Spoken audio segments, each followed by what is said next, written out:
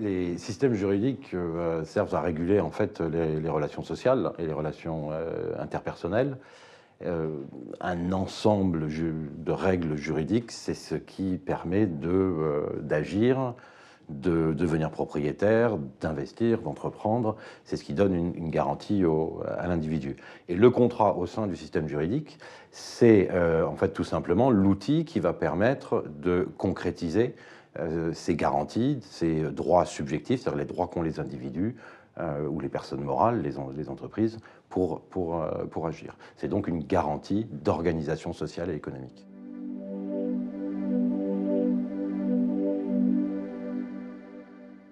Alors, la confiance, système juridique et contrat, c'est en fait deux choses différentes.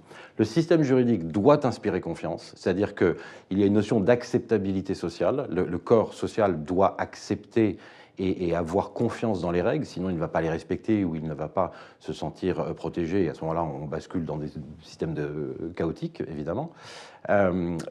Le contrat, en revanche, c'est différent. Le contrat est à la fois un outil de confiance, mais aussi un outil pour répondre à la défiance naturelle qu'il peut y avoir entre les individus. Le contrat est une formalisation de la confiance. Certains contrats sont basés sur la confiance. Le contrat de mandat, par exemple, lorsqu'on remet son patrimoine à quelqu'un d'autre, entre les mains de quelqu'un d'autre pour qu'il le gère, il faut faire confiance. Mais c'est deux choses différentes. Donc le droit et le système juridique doit inspirer confiance et ses règles et ses institutions créent de la confiance. Le contrat est l'outil qui matérialise la confiance entre les individus.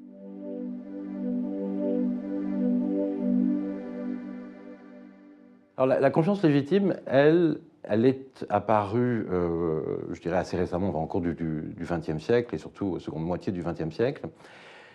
C'est l'idée selon laquelle lorsque quelqu'un émet une position, d'autres personnes vont s'y rattacher, vont faire confiance à cela, et que donc elles ont légitimement une attente à ce que cette personne respecte, et en tout cas agisse en fonction du message qu'elle a fait passer.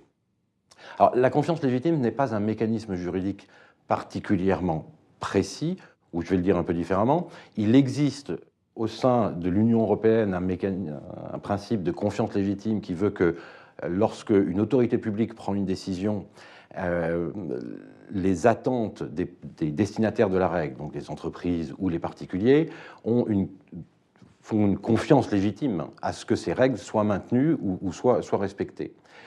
Mais la confiance légitime, c'est aussi tout simplement un outil pédagogique qui permet de comprendre comment fonctionnent les règles. Et puis enfin, à côté donc de cet outil normatif et pédagogique, il y a cette idée que la confiance légitime peut être un élément de politique publique, c'est-à-dire que c'est un élément du discours politique et aussi de l'organisation de la société au travers des politiques publiques mises en œuvre.